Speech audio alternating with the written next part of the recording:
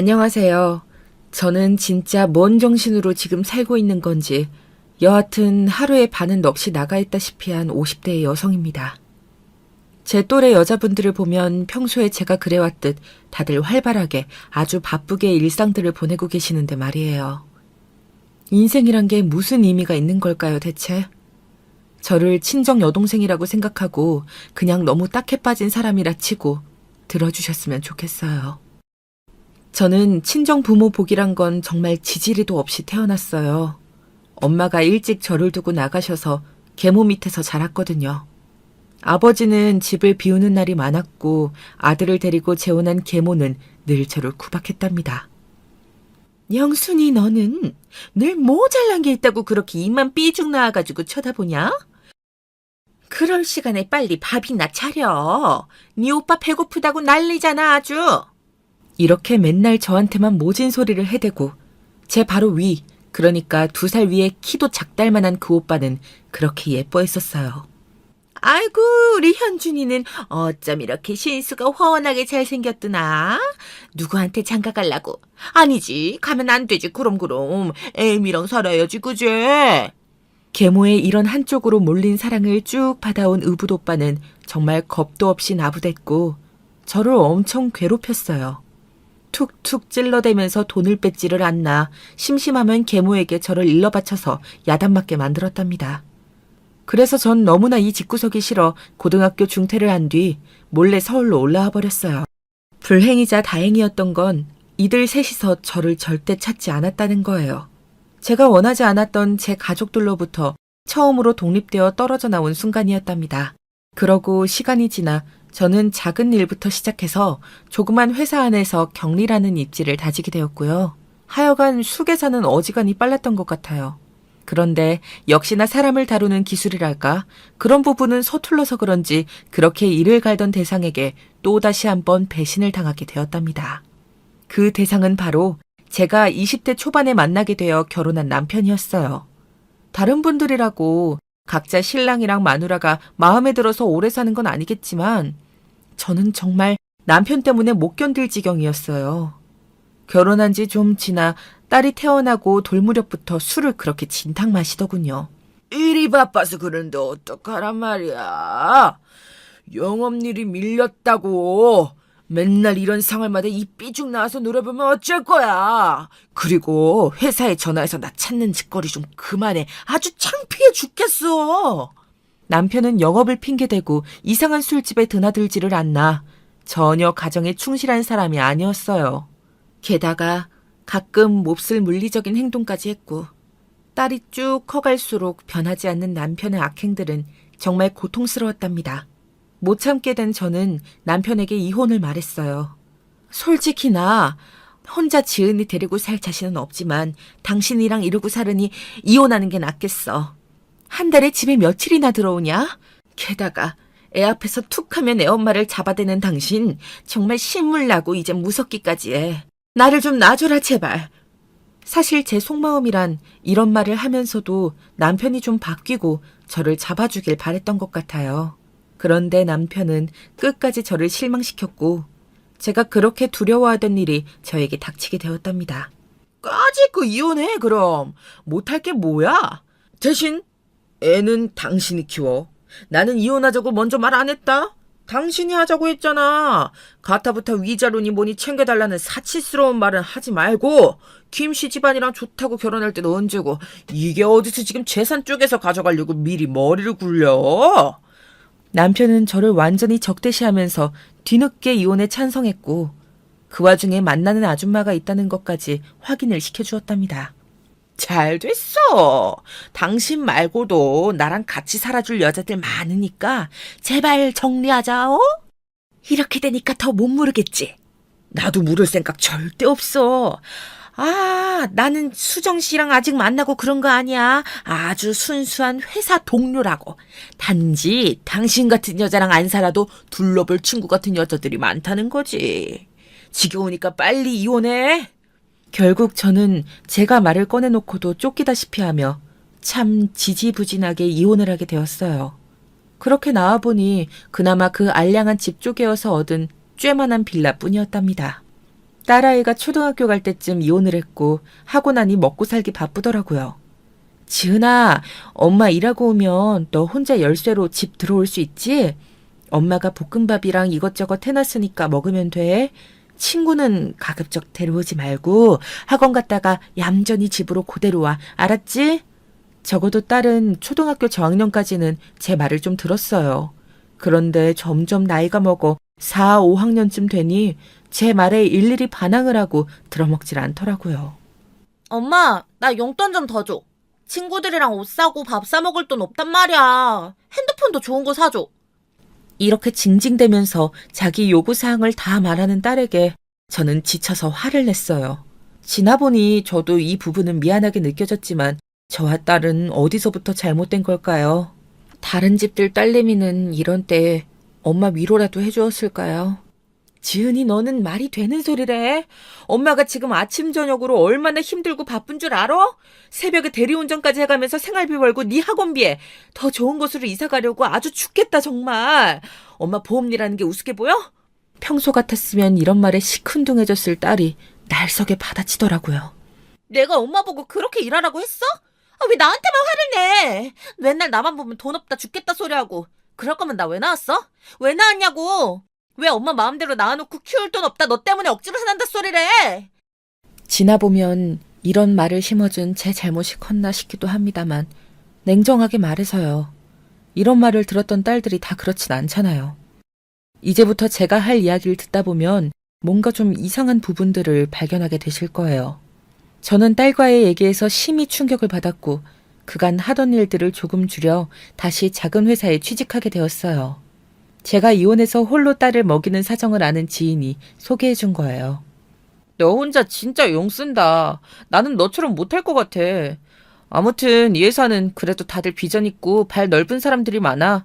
그런저런 일 두세 개씩 하지 말고 여기서 제대로 바짝 일해서 벌고 나머지 시간엔 지은이도 챙기고 그래. 이 언니 덕분에 소개를 받아 새로운 보험회사에 취직하게 되었는데요. 대체로 이쪽은 여자들 비율 70%, 남자들 비율이 30%밖에 되지 않더라고요. 거기서 유독 눈에 띄게 다가오는 사람이 있었으니 바로 저보다 6살 어린 남직원이었어요. 은연중에 신경을 많이 써주는 이 직원을 보며 최근에 내가 인복이 좀 있는 건가 싶었어요. 영순 팀장님은 다른 데에서도 경험 많으시다면서요? 저는 여기가 첫 직장이고 아직 배울 게 너무 많아요. 좀 가르쳐주세요.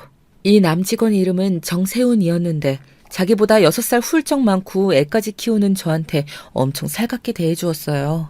저는 형제 자매란 게 없으니까 그냥 동생 같은 기분으로 곧잘 밥도 먹고 잘 대해주었답니다. 그러다 보니 점점 친해졌고 제가 딸 문제로 빨리 퇴근해야 할 때 혹은 여러 가지 문제가 있을 때 제 사정을 잘 봐주었어요. 영순 팀장님, 이쪽은 전혀 걱정 마시고 잘 다녀오세요. 아, 지은이한테도 제 안부 전해주세요. 삼촌이랑 또 쇼핑하러 가자고 말이에요.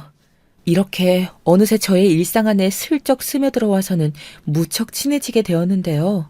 저는 남편과 이혼한 지 시간이 꽤 흐른 상태였고 새로 연애나 어떤 감정들, 더군다나 재혼 같은 것에 대해선 더더욱 생각이 없었답니다. 보통 앞서 남편에게 저리 무시당하고 끌려다니다가 이혼을 어거지로 했다면 다들 그렇지 않을까요? 근데 그런 저에게도 변화를 생각하게 만드는 일이 생겼으니 이 또한 딸 때문이었답니다. 대체 얘와 저는 왜 이렇게 만나게 된 걸까요? 딸이 중학교 3학년이 되었을 무렵 우리는 집에서 이미 한마디도 안 한 지 1년 정도 되었을 거예요. 문자로만 저에게 근황을 말하고 돈을 달라 하던 때였는데요. 어느 날 얘가 글쎄 아예 가출을 해버린 거예요. 한 이틀간은 정말 조금도 연락이 되지 않았답니다. 발을 동동거리며 아무 말도 못하는 저에게 같은 회사 직원인 세훈 씨는 큰 힘이 돼주었어요. 세상에, 경찰에 신고는 하셨어요? 팀장님, 혼자 고생하지 마시고 제가 좀 같이 찾아볼게요. 지은이는 이 추운 겨울날 대체 어딜 갔담? 지은이 친구들은 연락해 보셨어요? 당시 제가 아무리 딸과 사이가 나쁘다지만 가출은 처음 겪는 거라 전 보통 정신이 아니었어요. 그런 저를 세훈 씨는 진심으로 위로해 주었고 비록 본인이 업무 능력은 저보다 좀 떨어질지언정 정서적으로는 큰 힘이 되더라고요. 결국 이래저래 도움을 받고 해서 딸아이는 3일째 되던 날 아침 지 발로 기어들어오더군요. 참, 자식이란 존재는 사람을 늘어지고 미치게 하는 것 같아요. 저는 얘를 통해서 한 번도 보람이란 걸 경험해 본 적이 없고 언제나 심장이 쫄려오기만 했는데요. 가출을 겪고 나니 더 진저리가 나더라고요. 게다가 그 이유를 듣고 저는 기절할 듯 놀라버렸어요. 지은이, 너 엄마랑 지금 장난하자는 거야? 뭐라고? 아빠한테 다녀와? 네가 아빠랑 뭘 얼마나 난다고 밖에서 따로 만나? 그럼 이번에 거기 가서 자고 온 거라고? 그래. 왜? 가면 안 돼? 엄마랑 사는 거 너무 짜증난다고 아빠한테 말했어. 아빠는 엄마처럼 이렇게 짜게 안 굴고 제깍제깍 용돈 잘만 주던데? 언제든 필요하면 오라고 했어. 아빠가 대학 등록금도 내준대. 나는 대학 안 갈 거지만. 이게 진짜, 야, 너 그렇게 네 아빠 말에 대고 할 거면 그냥 지금 바로 나가. 꼴도 보기 싫어 진짜. 너무 화가 나서 이렇게 퍼붓는 딸에게 딸은 더 크게 비수를 꽂는 말을 했답니다. 왜 어른들 싸움에 나를 이렇게 피를 말려? 내가 낳아달라고 했어? 엄마 아빠한테? 난 누누이 하는 말이야. 어릴 때부터 둘이 싸우는 거 지겹도록 봤고 커서도 엄마가 과하게 나 끼고 도는 거 불편해 죽겠다고. 아, 사춘기 자식을 키우는 엄마의 속은 그냥 시꺼먹다 못해 다 증발되어 버리는 것 같아요. 여러분이 보시기에 결혼해서 제가 얘를 낳아서 키워오는 동안 뭐 그리 죽일 잘못을 했던 것일까요? 이제는 중학교만 다니고 중퇴를 하겠다는 둥 저를 윽박지르는 수준이 되자 제가 고등학교를 중퇴한 것에 컴플렉스가 있어서인지 못 넘기겠더라고요. 결국은 저도 긴급 도움을 요청하게 되었어요. 그 대상은 애 아빠도 누구도 아닌 바로 저의 직장 동료 세훈 씨였답니다. 세훈 씨 정말 미안한데 우리 지은이 좀 만나서 자기가 얘기 좀 잘 해줘. 그래도 저번 가출 때도 그렇고 세훈 씨 의견이 은근 도움이 되더라고. 얘도 용돈 주는 삼촌이랍시고 은근 세훈 씨를 신뢰하는 것 같아. 밥 한 번 먹으면서 좋은 말 좀 해주면 안 될까? 제 말에 세훈 씨는 흔쾌히 오케이 했고 실제로 둘은 간단하게 영화도 보고 밥도 먹으면서 이야기를 나눴다더군요. 참 이상한 게 저랑은 그렇게 대면대면하는 녀석이 말을 듣는 거예요. 일단 삼촌이랑 얘기했어. 고등학교는 갈 거야. 그니까 엄마도 더 참견하지 마. 어휴, 여기서 정말 얼마나 크게 한숨을 쉬었는지 모르겠어요. 정말 너무 큰 고마움을 느꼈고 그렇게 방 안으로 들어가는 딸 모습을 보며 눈물이 나더군요. 세훈 씨에게도 크게 사례를 하고 싶어 따로 식사를 요청했는데 그날 밥을 먹다가 저는 황당한 소리를 듣게 되었어요. 정말 조금도 예상치 못했던 얘기였거든요. 나를? 세훈 씨가? 왜? 아니, 세훈 씨, 왜 이래, 정말? 아줌마 그런 걸로 괜히 놀리지 마. 내 참, 애가 중학생인 아줌마한테 왜 이런디야? 저는 슬쩍 농을 섞어가면서 받아쳤지만 세훈 씨 표정은 전혀 그렇지 않았어요. 아주 진지하게 제 눈을 보고 말하길래 다시 입을 닫았답니다. 왜요? 영순 팀장님이 어디 그냥 아줌마인가요? 저는 그렇게 생각 안 했어요. 6살 차이 나는 어린 남자는 그냥 어려서 싫은 거예요? 아니면 지은이 때문에 걸려서 그러시는 거예요? 저는 팀장님에게 진지하게 마음을 갖고 있어요. 나이 때문에 그런 거라면 그건 신경 안 쓰셔도 돼요. 이날 식사하다가 갑작스럽게 고백을 받은 저는 마음이 좀 흔들렸어요. 어떻게 반응을 해야 할지 알 수 없었거든요. 팀장님 대답 기다릴게요. 저는 어정쩡하게 연애하는 건 원치 않아요. 저는 솔직히 결혼까지 생각하고 있어요. 팀장님이 저한테 지은이 얘기하시고 고민 상담해 주실 때 솔직히 너무 감사했어요. 내가 그 집 자리에 끼워도 되는 인물인가 약간 안심이 되었거든요. 여기까지 이야기가 너무 쭉쭉 진행되는 바람에 저는 몸둘 바를 몰랐어요. 다들 아시다시피 저는 이혼을 한 사람이고 자식을 가진 상태로 누구를 새롭게 탐구하고 하긴 힘들잖아요. 한참을 고민하던 저는 어렵게 세훈 씨에게 제 의견을 전했답니다. 세훈 씨 마음 고맙게 받을게. 근데 우리 정식으로 만나고 결혼은 아직 좀 갑작스러워서 말이야. 지은이를 이해시키는데도 시간이 필요해. 얘 아직 중학생이니까. 세훈 씨 마음만 진지하다면 몇 년 더 기다려줄 수 없을까? 제 말에 얼굴이 밝아진 세훈 씨는 그렇게 하겠다고 했어요. 저도 더 길게 제한할 수는 없어서 딱 2년만 기다려달라고 했고요. 그리하여 시간이 지나 저와 세훈 씨는 재혼을 하게 되었답니다. 당시 딸에게 승낙을 얻는 데에는 시간이 꽤 걸렸어요. 예상은 했지만 애가 생각보다 크게 반발을 하더라고요. 엄마 왜? 왜 삼촌이랑 결혼을 굳이 해? 엄마는 아빠가 재혼한 거 그렇게 욕을 했었잖아. 결국 엄마도 똑같네. 내가 이렇게 힘든 때 꼭 그런 짓을 해야겠어? 딸의 날선말을 들으니 저는 순간 주춤했지만 글쎄요. 어차피 저와 딸은 어느 순간에서부턴가 엇갈려 서로 마음이 잘 맞지 않았어요. 본인은 이미 고등학교 올라가면서부터 허무맹랑한 말을 하고 있었고요. 나 우선은 공부 좀 해서 대학 가면 유학 갈 거야. 그때 세훈 삼촌 말로는 캐나다랑 호주 쪽이 괜찮다고 하더라고. 삼촌도 대학생 때 갔었는데 너무 좋았대. 나중에 데려다 달라고 해야지. 이런 말을 하면서 저한테 유학비 얘기도 아무렇지 않게 하길래 참 희한한 애란 생각만 들었어요. 너는 평소에 엄마 말은 들은 척도 안 하더니 삼촌 말은 그렇게 잘 듣는 거야? 게다가 유학 비용은 누가 주냐? 네가 가서 벌 것도 아니잖아. 해외 나가서 산다는 게 쉬운 일인 줄 알아? 하지만 딸은 제 말은 일제히 다 무시하고 계속 그놈의 유학 얘기만 하길래 저는 더 듣지 않고 그냥 귀를 닫았어요. 그러면서도 제 마음에 와닿았던 건 얘도 어느 정도 세훈 씨에게 친밀감이 있다는 것이었죠. 그런데 의외로 결혼한다는 얘기에 저렇게 대꾸를 하니 저도 신경이 쓰이는 거예요. 뭐가 그렇게 싫은 건지 얘기를 해봐 진짜. 한 집에서 살면서 바로 아빠라고 부르라는 거 아니야. 이제껏처럼 그냥 삼촌이라고 해도 돼. 너도 세훈 삼촌이랑 알아온 시간이 길잖아. 삼촌 괜찮다고 하지 않았어? 나는 진짜 싫어. 엄만 재혼이 그렇게 쉬워? 남자친구가 필요해?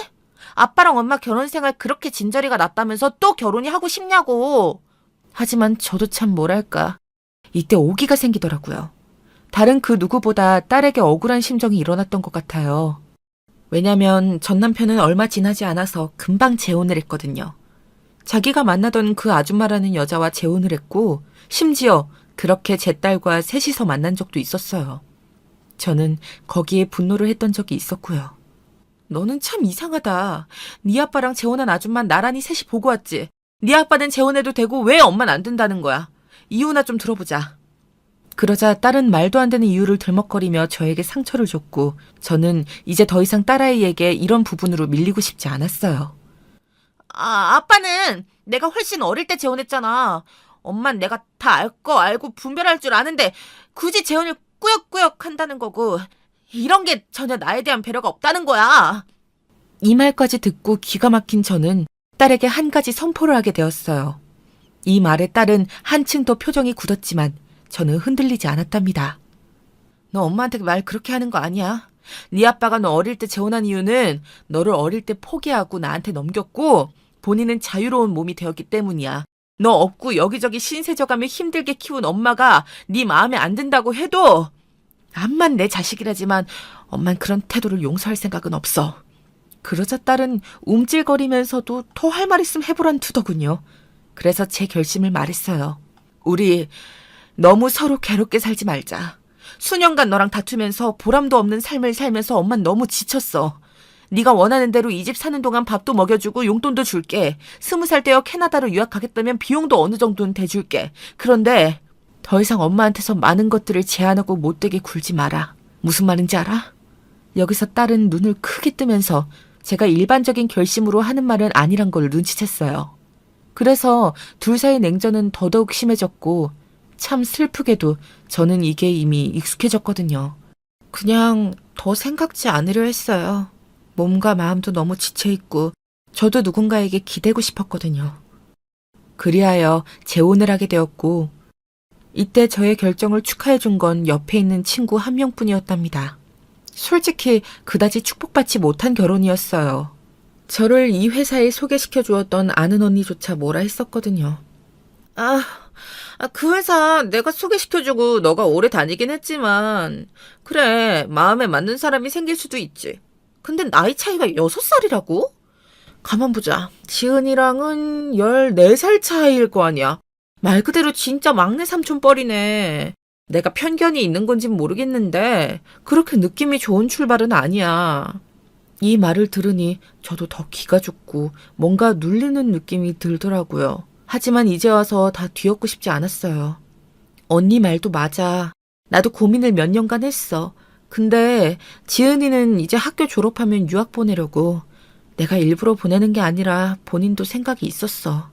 나도 20년 가까이 애 키우며 힘들게 살았는데 이제 짝을 좀 찾아도 되지 않을까? 그렇게 말하면서 서러움에 눈물이 났고 언니도 더 얘기 안 하고 그냥 받아주더군요.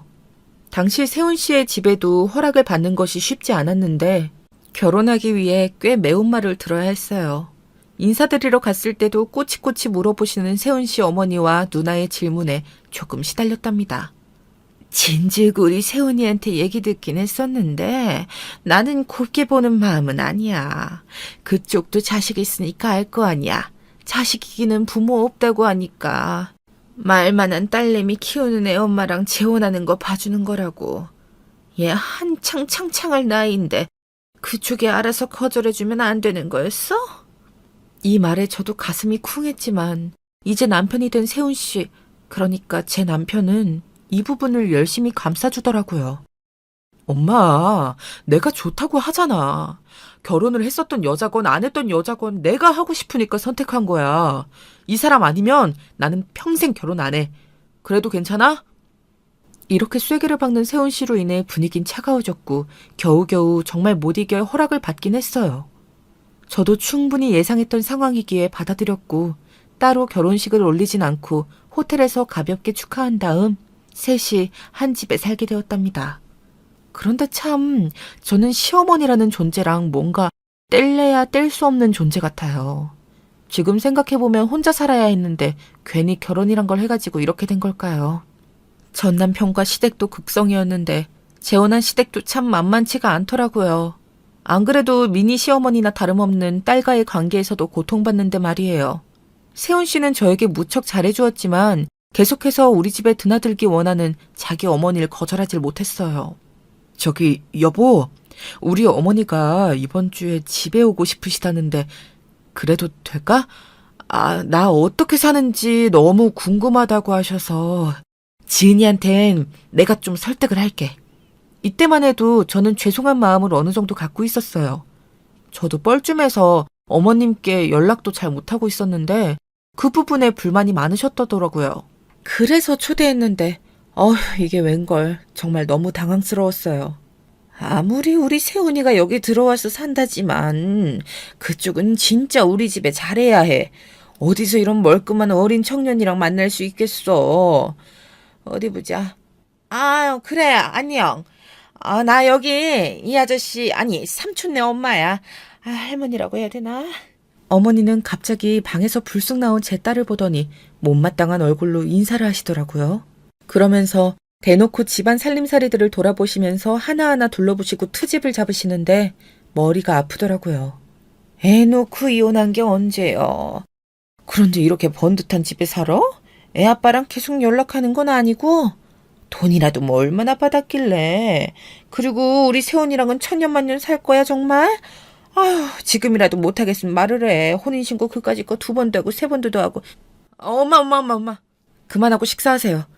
여기 영순 씨, 아니 우리 와이프가 식사 준비해 놨잖아요. 같이 먹어요. 정말 조금도 예상 못한 부분으로 한껏 두드려 맞다시피 한 저는 이후로 남편과 셋이 사는 생활이 좋으면서도 약간의 우울감이 들었어요. 게다가 회사에서 큰 개편이 있어서 이래저래 부서가 나뉘어졌는데 솔직히 제가 봐도 남편에겐 좀 부당한 처사이긴 했거든요. 그런데 이 사람이 한참 고민하다가 이렇게 말을 하는 거예요. 나 예전부터 결심하고 쭉 생각했던 부분이긴 한데 이제 그만두는 게 좋을 것 같아. 이런 대우 받으면서 오래도 다녔지. 여보는 그래도 오래 일했고 입지도 굳어졌지만 나는 그만둔다고 해도 다들 금방 오케이하고 구인공고 낼걸? 진짜 이런 상황 너무 비참하다. 저는 남편이 가급적 그만두지 않길 바랬거든요. 이런 선택은 결코 좋지 않다고 생각해서 말리고 싶었으나 이미 완강하게 결심을 했더라고요. 결국 남편은 퇴사 후 이직 준비를 하며 집에 있게 되었고 답답하지만 저도 부탁을 하게 되었어요. 당신 이직하는 건 자유롭게 해도 돼. 일단 나도 벌고 있고 당장 생활에 문제는 없으니까 바라는 건 딱히 없고 단지 중간에 지은이 왔다 갔다 할 때 간식만 좀 챙겨주라. 뭐 집안일 해달라거나 그런 걸 말하는 건 아니야. 그래, 그런 건 내가 집에서 간간히 할 수 있으니까 걱정하지 말고 나한테 맡겨. 안 그래도 지은이 요즘 예민해 보이더라. 나도 집에 있는 동안 더 친해져야지 뭐. 그래서 남편에게 딸을 좀 케어해주길 부탁했고 저는 밖에서 열심히 현장에서 싸워가며 일을 하게 되었어요. 하지만 시간이 길어지면서 남편의 이직은 자꾸 뒤로 밀리는 느낌이 들더라고요. 저한테 뭔가 자랑을 하는데 하나도 기쁘지가 않았어요. 어제 유튜브 보다가 이런 팁이 있어서 열심히 청소했는데 진짜 잘 됐지 뭐야. 여보도 이리 와서 봐봐. 자, 화장실이랑 진짜 다 깨끗해졌지. 몇 번은 이 모습을 저도 잘했다 얘기해주긴 했는데 그게 두세 달씩 계속되다 보니 참기 힘들더라고요. 나 진짜 재촉하는 거 아니고 정말 궁금해서 물어보는 건데 이직은 어떻게 할 생각이야? 사실 나도 이런 부분 정말 조심스럽지만 당신 나가고 난 자리 신입들이 진짜 무섭도록 들어와. 지금이라도 당신 생각했으면 내가 박 팀장한테 다시 말을 해볼게. 당신 그쪽으로 능력이 있었던 건 다들 인정하잖아. 그런데 남편은 얼굴이 굳어지더니 저랑 같이 지내면서 제가 좀 편해졌던 것일까요? 어리광인지 뭔지 모를 소리를 하더라고요. 나도 그냥 쉽게 이 집에 있는 거 아니야. 내가 알아서 할 테니까 여보 그냥 나를 놔둬 좀. 이러면서 팽 하고 방에 들어가 버리는데 진짜 너무 갑갑하고 말이 안 나오는 거예요. 딸이랑도 냉전인 상태로 몇 년을 지내는 제가 좀 행복해보자고 남편을 새로이 맞아 재혼을 한 거잖아요. 엄연히 성인 대 성인으로 만난 사이인데 이런 구조가 이상하게 느껴졌어요. 왜 제가 땡깡 부리는 사람을 한 명 더 영입한 느낌이 드는 걸까요? 안 되겠어서 밤에 남편과 얘기하고 약간 언성이 높아지던 찰나 갑자기 딸내미가 그 사이에 끼어들지 뭐예요. 엄마, 왜 삼촌한테 자꾸 뭐라고 그래? 같이 살자고 데려올 땐 언제고 돈 안 벌어온다고 구박하는 거야? 아, 진짜 엄마 못됐다. 너는 매번 입 닫고 들어가 있던 애가 굳이 나와서 한다는 말이 됐으니까 들어가. 아, 들어가라고! 그러자 남편이며 딸이며 서로 감싸고 어쩌고 하면서 저한테 벌컥 화를 내는데요. 뭔가 참 잘못되었다는 생각밖에 들지 않았어요. 얼마 안 되어 차가운 분위기를 깨고 남편은 새로 직장을 구했다며 출근을 시작했는데 제가 몇 번 물어도 대답을 잘 안 해주더라고요. 여보가 하도 취업하라고 해서 다니게 됐어. 나 이 집에서 그냥 얻어먹고 살려고 여보랑 결혼한 게 아니야. 나를 좀 존중해줬으면 좋겠어. 행복하자고 결혼해놓고 내가 벌이가 없다고 그렇게 무시하는 게 어딨어? 아니, 말을 좀 똑바로 하자. 내가 언제 무시했어? 당신 쉬는 기간이 길어지니까 물어본 것뿐이잖아.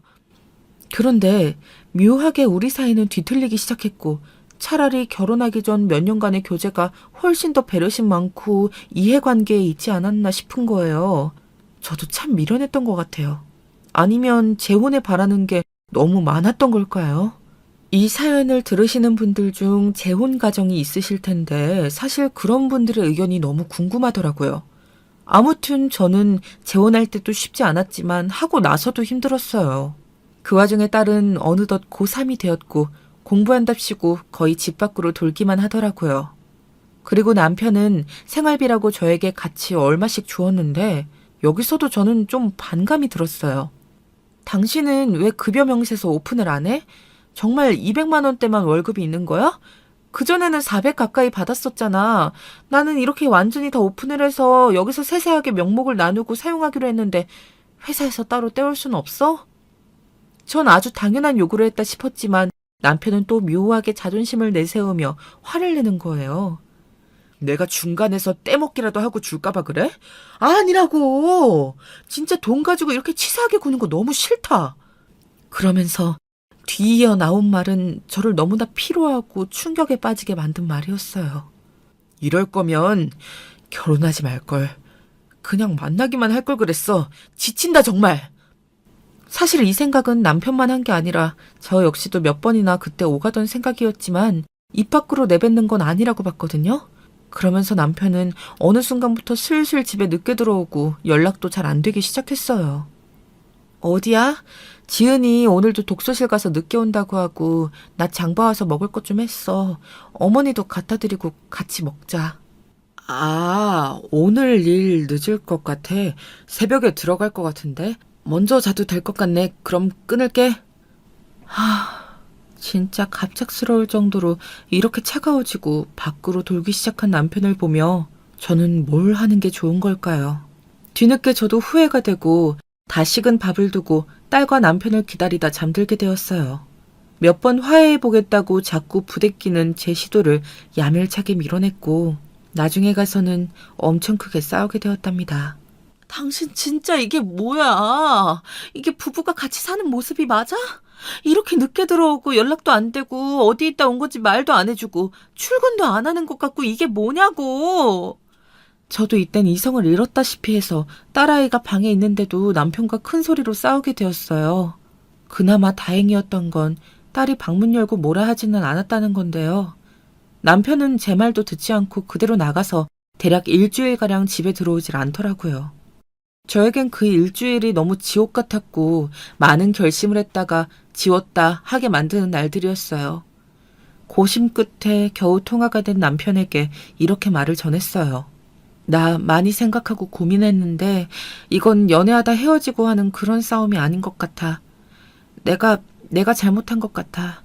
우리 이쯤에서 더 미워하지 말고 정리하는 게 어때?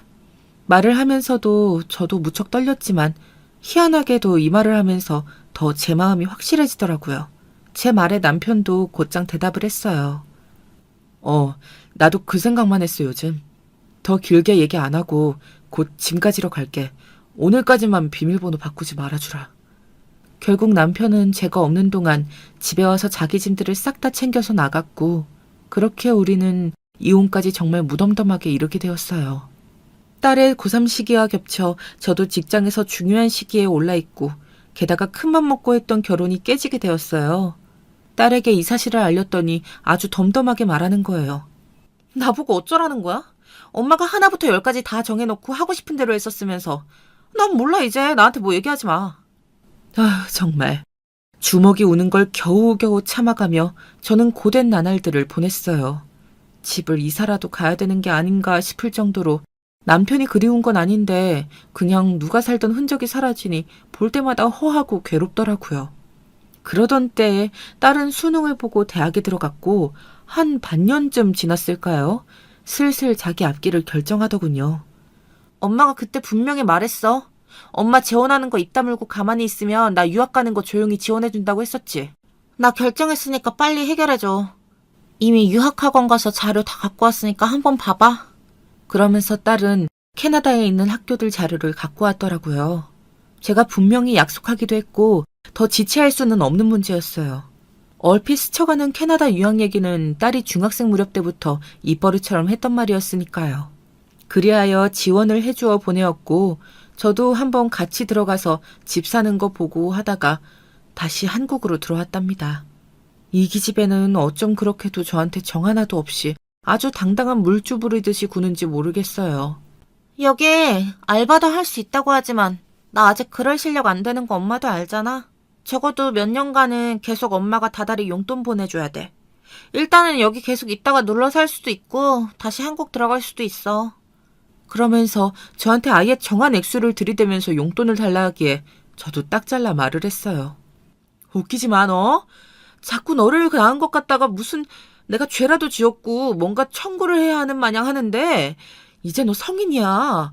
엄마가 너한테 용돈 대주고 부모로서 도래하는 건 딱 2년까지야. 그 정도면 그 액수면 나는 너한테 할 만큼 다 했어. 그 뒤로 어떻게 살든지 네가 알아서 해. 그러고 저는 쐐기를 박아버렸고 참으로 허무한 마음을 안고 전화를 끊어버렸어요. 하지만 아무리 밉고 내 맘 같지 않은 게 자식이라고 하지만 그렇게 캐나다를 보내놓고 한두 달 지나 급기야는 한 반년 넘게 애랑 연락이 안 되니까 답답하더라고요. 같이 한국에서 살 때도 그랬지만 눈에 안 보이는 해외로 나가서는 더더욱 연락이 안 되었어요. 중간에 소개해준 지인이 있어 그쪽에 얘기를 했더니 무척 의아해하는 거예요. 우리 딸은 어제도 통화했는데 뭔 소리야. 아, 근데 우리 딸 말론 지은이 걱정을 좀 하더라고. 공부도 잘 안 하는 것 같고, 뭐 어디까지나 애 말이긴 하지만 그렇게 아가씨처럼 꾸미고 어딜 다닌다는 거야. 이 말에 저는 확 뒤집어져서 못 견디겠는 거예요. 공부한다고 그렇게 떵떵거리며 자랑하고 다니더니 딴짓거리를 하고 있다니요. 와중에 정말 더 한심스러운 소리를 듣게 되었고 저는 곧장 비행기표를 끊게 되었어요. 그리고 이건 아유 그래 내가 누구한테 얘기하겠어. 지은이 엄마니까. 엄만 알아야 하니까 말을 하지. 우리 딸이 그러는데 지은이가 웬 한국인 남자랑 그것도 나이 좀 있어 보이는 아저씨랑 그렇게 같이 손잡고 다닌대. 남자요? 아저씨라니 아저씨요? 아니 그 또래 남자도 아니고 그거라도 해도 문제지만 정말 미치겠네.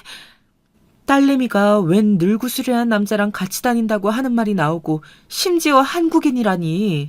거기 한인사회에서 웬 늙다리한테 코라도 꿰인 건지 정말 기가 막히더라고요. 이때 절망하면서 저는 비행기표를 끊고 회사의 말에 휴가를 낸 뒤 움직이면서 타는 듯한 가슴으로 내내 비행기 안에서 안정을 취할 수가 없었어요. 바보같이 또 그때 이혼한 지 얼마 안 됐던 전 남편 세훈 씨 생각이 나지 뭐예요. 딸 지은이와 큰일이 있을 때마다 이 사람이 중재해줬었는데 그런 쓸데없는 생각들 말이에요. 저도 참 결혼이란 몹쓸 짓이라며 또 이혼한 데다가 진저리를 내놓고선 저 아쉬울 때 그 사람을 떠올리는 모습에 스스로 질려버렸어요. 그런 복합적인 심정을 가지고 공항에 도착해 딸이 사는 집으로 꾸역꾸역 찾아갔는데요. 그렇게 찾아간 집에서 문을 열고 저를 맞이해준 사람을 보고 저는 순간 심장마비가 올 뻔했어요. 뜨문뜨문 제가 잠깐 생각했다가 눈을 억지로 감아버렸던 전 남편 세훈 씨가 그 집에 있었다면 믿어지시나요? 대체 이게 뭔 인연인 건지 저는 일순간 이 사람과 저는 정말 뗄래야 뗄 수 없는 인연인가 하는 생각이 지나갔어요. 영순 씨 여긴 어떻게... 저는 가슴을 겨우 두드려가며 달래면서 휘청이는 몸을 다잡았고 이 사람 얼굴을 다시 응시했는데요. 순간 마음속 어디선가 썩 좋지 않은 감정이 올라오더라고요. 저를 보고 놀라는 이 사람의 모습도 모습이지만 은연중에 저는 이 사람이 그래도 우리 지은이를 여전히 챙겨주고 있었던 건가 하는 바보 같은 생각을 했었거든요. 그런 여러 가지 생각이 충돌함과 동시에 정말 묘할 정도로 겁에 질린 듯한 세훈 씨의 표정이 무척 쎄했어요. 저는 겨우 목소리를 내어 물었어요. 나야말로 묻고 싶어. 세훈 씨가 여기 왜 있어? 지은이 집에 지은이는 어디 있고? 그런데 그때 샤워 가운만 걸친 상태로 물을 뚝뚝 흘리며 걸어 나오는 제 딸의 얼굴이 보였어요. 확실히 요란스럽게 화장을 하고 다녔는지 뭔 시술이라도 했는지 얼굴 모양새가 그전보다 아가씨 같아졌더라고요.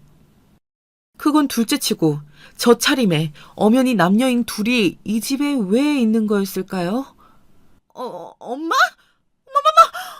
어머, 미쳤어! 왜 여기 왔어, 왜? 왜 말도 없이 왔냐고! 진짜, 나 놀라서 죽을 뻔했잖아, 진짜! 너 이게 무슨 상황이야? 내가 온 건 둘째치고 설명을 일단 좀 해봐, 알아야겠으니까. 그런 저는 그 집안에 들어가서 같이 나란히 앉아있는 와중에도 셋 중 그 누구도 입을 선뜻 못 여는 모양새가 참 이상한 거예요. 그러면서 이제는 단순한 화남이나 애틋함을 떠나 알 수 없는 공포감까지 느껴지더군요. 왜 이 둘은 쉽사리 말을 하지 않고 이렇게 고개를 푹 숙이고 있는 건지, 얼핏 누가 봐도 남자와 여자 같은 차림새로 저렇게 한 집에 있는 건지, 그리고 지인으로부터 들었던 제 딸이 웬 아저씨 같은 남자랑 다닌다는 그 목격담이 세훈 씨일 것 같다는 예감까지 순식간에 머릿속 안에서 합쳐지기 시작했어요. 그리하여 입을 먼저 연 건 저였어요. 와, 저기 나 이제 이해가 되는데 세훈 씨 그리고 지은이 너 뭐야? 나는 지금 좀 알 것 같은데 둘이 설명 안 할 거야? 내가 다 들쑤시고 뒤엎어야 해? 이 말을 하면서도 입술이 마구 떨려오는데 공백을 깨고 딸이 답을 했어요.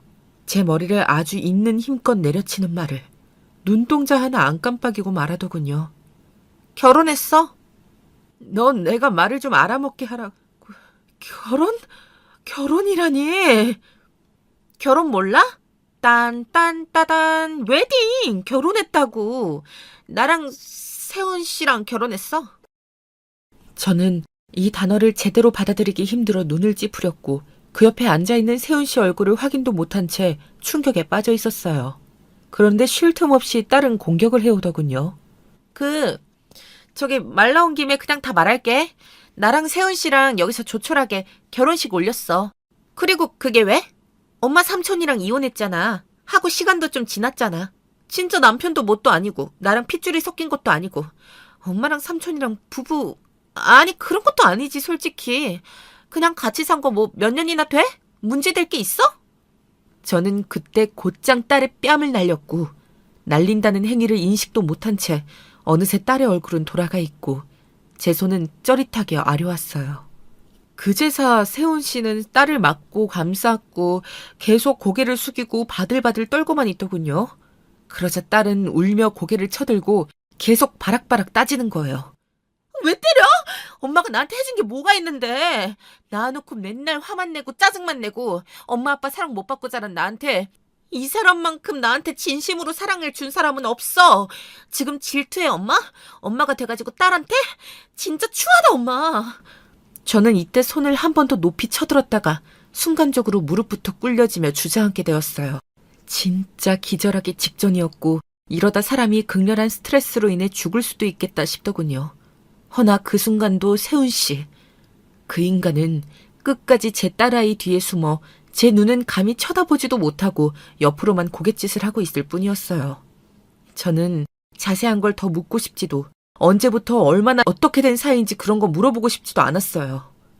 제가 제3의 관객이 되어서 이런 얘기를 어머어머하고 들을 수 있는 입장이라면 꽤 짓궂게 괴롭혀가며 물었겠지만요.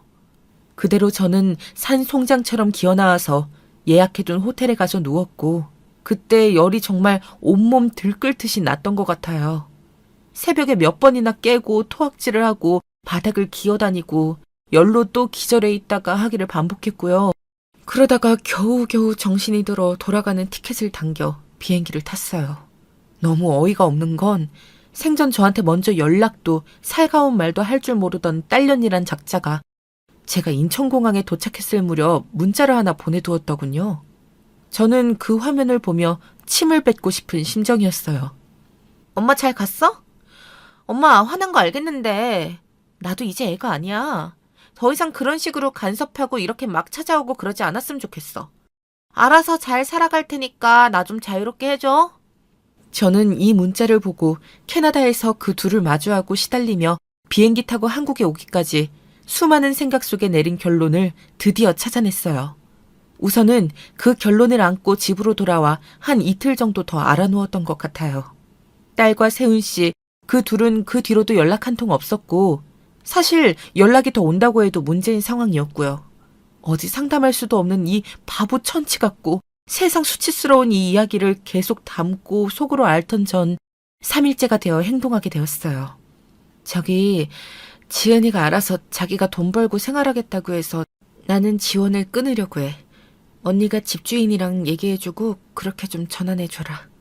갑자기? 지은이 걔 일을 어떻게 한대? 영어 공부도 통 안 하고 노는 것 같던데. 아무튼 보통 강단이 아니네. 일단은 알았어. 그렇게 말해둘게.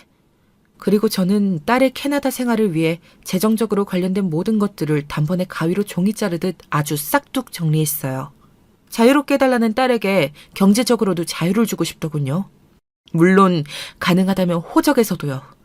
내 새끼라고 내가 품고 있었던 그 생명체가 나를 이렇게 기망하고 우롱하며 내 피를 말릴 줄은 상상도 못했습니다. 비단 그뿐이겠어요. 한 집에 있으면서 세상 저에게 다정한 연하 남편인 척하던 세훈 씨는 그 딸인 지은이에게 언제부터 누가 먼저 붙어먹었는진 몰라도 그렇게 다정히 감싸고 다닐 일인가요? 저는 우선 딸에게 그렇게 경제적 응징을 한 뒤 세훈 씨 어머니, 저의 이전 시어머니였던 분에게 연락을 했어요. 그래서 일단 목격담도 있고 저한텐 증거가 많아요. 저는 제 딸이랑 이렇게 연루된 세훈 씨를 그냥 두고 볼 순 없고요. 제가 결혼 생활을 시작했을 때 제 딸은 학생이었어요. 그때부터 둘을 묶어서 제가 일 벌이고 소송 들어가기 시작하면 아드님 인생 앞으로 엄청 피곤해질 거예요. 그러자 어머니는 당연히 막 발작을 해가며 아들은 공부하러 갔다고 잡아떼다가 급기야는 제 탓을 하더라고요. 그렇게 허공에다가 발짓하지 마시고 아들 빨리 불러다 끌어내는 게 좋을 거예요. 자식 있는 사람으로 본인 심정 알지 않냐고 저한테 묻던 분이 역으로 자식 있는 사람 마음은 왜 모른 척 하세요? 30대 중반 남자가 20대 여자에 꼬여낸 거. 그것도 전처딸이랑 결혼을 했어요. 이거 안 역겨우세요? 저 진짜 세훈 씨 쳐 넣을 거예요. 저는 전에 없이 여기저기 상담을 받았고 제가 불리한 부분들도 익히 듣고 처리를 해가면서 세훈 씨 집에 압박을 했고요. 참, 저조차도 창피한 그 존재, 제 딸년이란 존재한테서도 연락이 왔답니다. 엄마 미쳤어? 왜 돈을 다 끊어버렸어? 나 여기 그냥 생째로 던져놓고 알아서 살아남으라는 거야, 뭐야? 케이트네 아줌마 말로는 엄마가 내가 뭐 알바한다고 집주인한테도 돈 내가 낼 거라 그랬다면서. 아 진짜 왜 이래 짜증나게 정말. 애도 아니고 유치하게 뭐냐고. 그 와중 저는 찬물을 끼얹으며 조용히 온 마음의 진심을 담아 피 맺힌 목소리로 말을 했어요. 누가 네 엄마야? 뭐? 아 진짜 왜 이래. 뭐 치매라도 걸렸어? 쇼 하지 말고 내 말 들으라고. 당장 돈 복구해. 당장 돈 보내라고. 전 한숨을 푹 쉬다가 다시 내뱉었어요. 저기, 나는 네 엄마고 뭣도 아닌 사이니까 이제 연락하지 마라. 이 집도 이달 안에 정리해서 이사 갈 거야. 나는 너 거기로 떠민 적 없어. 네가 갖고 거기서 아주 당당하게 돈을 요구했지. 난 쎄빠지게 일하며 너한테 돈 대주고 평생 고맙다 소리 한 번 못 듣고 살았어. 자유롭게 해달라며. 다 엄마 탓이라며. 자유롭게 해줄 테니까 맘대로 살아. 죽던지 살던지 네 맘대로 해. 그러고 전화를 끊었고 딸에게서 오는 모든 연락은 다 차단했어요. 집도 내놓았고 급 처분하고 빨리 이 지옥구덩이 같은 구석을 나오고 싶어서 심지어 멀지 않은 번화가 호텔을 예약해서 들어가 있었답니다. 행여나 딸이 당장이라도 비행기 타고 들어와 들이닥칠까봐 마주치지 않도록 엄청 노력했고요. 일찍 내놔서 좋은 가격에 나서 그런지 집은 금방 나갔어요. 참, 그 망나니처럼 날뛰던 딸년과 세훈 씨는 각각 무슨 압박이 있어서인진 몰라도 얼마 안 가 찢어진 모양이에요. 결혼을 했다더니 현지서 어떻게 했는지 아님 말장난인 건지 모르겠지만 아무튼 전 시어머니로부터 그 둘은 찢어졌다고 들었어요. 저기 내가 이렇게 사과할 테니까 세훈이 상대로 뭐 고소하고 하는 건 좀 참아줘라. 그래, 내가 그때 말 함부로 한 거 사과할 테니까 제발 좀 봐줘. 이제 그 지은이가 뭔가 그쪽 딸내미도 안 만난대. 걔도 돈도 없고 뭣도 없다면서 찢어졌다만 아주 욕을 하고 헤어졌대. 그러니까 좀 봐달라고. 사실 저는 이거 갖고 뭐 어떻게 해버리고 할 의욕도 더는 없었기에 특별히 뭔가 조치하지 않고 유보해 두었어요. 제 자신만 돌보고 싶어서 이사도 했고 회사도 잠시 휴직하고 있는 상태네요. 저는 이후로 뭘 어쩌면 좋을까요? 참 이걸 스스로 결정도 하나 못 내리고 남한테 넋두려야 하는 제 자신이 너무 한심스럽네요. 그런데 그렇게라도 뭔가 세상과 이어져 있고 묻고 제 이야기를 털어놓지 않으면 하루하루 숨이 붙어 살아있기도 힘들 것 같아요. 일단은 저의 이런 긴 하소연, 제 인생살이를 같이 들어주셔서 감사하고요. 미련했다고 야단치는 말이건 무슨 말이건 그냥 뭔가 누군가 저를 좀 챙기는 말을 듣고 싶네요. 이 나이 되도록 남만 챙기며 살아온 인생에 보람은 정말 종이 한 장만큼도 안 느껴져서 너무 무료하고 괴롭습니다. 저는 앞으로 어떻게 살아가야 할까요? 이 이야기를 하려면 제 어렸을 적으로 거슬러 올라가야겠네요. 30대 중반이 된 지금의 저는 먹고 싶은 건 사 먹고 갖고 싶은 걸 살 수 있을 정도로 버는 그런 평범한 직장인이에요. 그렇지만 어렸을 적엔 모든 걸 참고 살아야만 했던 가난한 집에서 살았죠. 부모님은 굉장히 부지런하고 순한 분들이셨어요. 그렇게 일을 열심히 하는데 형편이 나아지지 않았다는 게 부모님 삶의 유일한 흠이었죠. 세상은 참 신기해요. 탱자 노는 것 같은데 휴대폰 몇 번 만지고 컴퓨터 몇 번 두들기면 큰 돈을 버는 사람이 있고 반대로 하루 온종일 허리 굽혀 일만 하는데도 통장에 마이너스가 찍혀 있는 사람이 있으니 둘의 차이라면 부모의 재산 차이일까요? 아무리 노력해도 타고난 복을 메꿀 수 없는 건 정말 서글픈 일 같아요. 저희 부모님은 단 하루도 게을러 본 적 없이 열심히 일하셨습니다. 그렇게 힘들게 모은 돈으로 학교와 학원까지 보내주셨죠. 남들에겐 당연한 일일지 몰라도 저에겐 참 귀한 일이었어요. 매월 말이면 학원비를 걱정하느라 눈치를 많이 봤었지만 그래도 공부를 더 할 수 있다는 것에 부모님이 도와주시는 것에 감사했어요. 하지만 아빠가 친구에게 사기를 맞아 가세가 급격히 기울고 원체 가난했던 우리 집은 완전히 풍비박산이 났습니다. 낡았지만 방 2개가 있는 집이었는데 그마저도 단칸방으로 이사를 갈 정도였으니까요. 다니던 학원도 그만두어야 했고 급격히 체형이 바뀌어도 교복을 살 돈이 없어 옷핀으로 간신히 고정하고 다녔어요. 문구 용품을 사는 건 꿈도 못 꿨고 학교에서 집까지 걸어서 1시간 되는 거리를 매일 아침 저녁으로 혼자 걷고 또 걸었습니다. 하지만 투정을 부릴 순 없었어요. 저보다 엄마, 아빠가 더 위태로워 보였거든요. 남들이 입마르게 칭찬하던 성실하고 부지런한 아빠는 어느 날부터인가 매일 저녁마다 술을 마시기 시작했습니다. 조그만 단칸방에 술 냄새가 가득 들어차서 숨을 내쉬는 게 역할 정도였으니까요. 그런 아빠에게 엄마는 밤새 울면서 화를 내니 저는 베개로 2귀를 막고 웅크려 양을 새는 게 일상이었어요. 어떻게든 잠들고 싶은데 잠들지 못하던 그 밤들이 떠오를 때면 전 아직도 눈시울이 붉어집니다. 그때 전 아빠가 세상에서 제일 답답했어요. 친구에게 사기를 당한 아빠가 이해되질 않았거든요. 우리도 어려운 형편인데 무슨 생각으로 돈을 빌려주었는지, 가족이 그 친구보다 더 소중했는지 물어보고 싶은 게 너무 많았는데 그러질 못했어요. 그 말을 했다가는 아빠가 곧바로 무너져 버릴 것 같았거든요.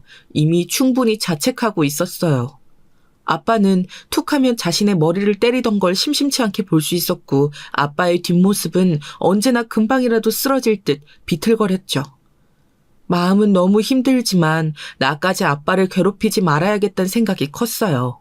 그 하고픈 말을 속으로 삼키면서 대신 다짐했던 게 있습니다. 나를 힘들게 만드는 사람들, 잘못을 저지른 사람이 있다면 꼭 되갚아주자고요. 난 아빠처럼 그저 힘없이 늘어져 있지 않겠다고. 지구 끝까지, 아니 지옥 끝이라도 따라가서 갚아주는 사람이 될 거라고 다짐했습니다. 인과응보를 제가 직접 보여주는 거죠. 세상은 공평하지 않고 약자를 도와주지 않으니까 나라도 나를 지켜야 하잖아요. 제가 악착같이 치밀하게 살기 시작한 게 그때부터였던 것 같아요. 똑똑해져야만 복수할 계획을 세울 수 있고 악착같이 매달려야만 그 계획을 완성할 수 있더라고요. 저는 타고나길 체형도 작고 키도 작아서 겉모습으로도 무시를 많이 당했던지라 성격적인 면에서 더욱더 강인해지는 걸 노력했죠. 이렇게 말하니 뭔가 좀 살벌하긴 한데 예를 들면 이런 거예요. 내 낡은 천가방을 보며 욕하고 놀리는 친구가 있다면 기억해놨다가 집으로 돌아가는 길에 그 친구 가방을 뻥 하고 차버리고 가버리는, 우리 엄마에게 손가락질하고 술주정하는 옆집 아저씨를 유심히 지켜보고 있다가 아저씨가 양팔로 짐을 들어 꼼짝 못할 때 팔을 왕 하고 물어버린 후에 도망가는 그런 성격이었어요. 누군가는 굳이 그럴 필요 있냐, 피곤하게 산다, 무섭다라고 할 수도 있겠죠. 하지만 저에겐 당연한 일이었어요. 물론 앞에선 이런 마음을 숨겨야 하고 되갚아준다는 것 자체가 좀 번거로운 일이긴 하지만 하고 나면 속이 정말 시원하거든요. 그리고 그 나쁜 인간들도 자기가 잘못한 만큼 고스란히 돌려받을 수 있다는 걸 알아야죠. 저의 되갚음이 객관적 정도에선 과할 수도 있지만 잘못이라는 이 틈 앞에선 그들의 행동과 비등한 무게라고 생각하고요. 매번 그런 건 아니에요. 저를 먼저 건든 사람한테만 한정이죠. 타인이 저에게 잘못하지 않으면 저도 절대 먼저 폐를 끼치는 일은 하지 않거든요. 누군가 기분을 상하게 하는 일을 싫어하고 그로 인해 눈치 보는 것도 싫어해서요. 그리고 지금까지도 이런 마음으로 살아왔습니다. 제가 성인이 되고 곧바로 직장을 얻을 때까지 상황적으로 나아진 건 없었어요. 여전히 집은 가난했고 부모님은 여전히 일을 하지만 부족했고 단칸방은 여전히 술 냄새와 우는 소리, 싸우는 소리로 가득했죠. 직장을 얻으면서 제가 가장 바랬었던 건 독립이었어요. 그 집에서 나올 수만 있다면 뭐든 하겠다는 심정이었거든요.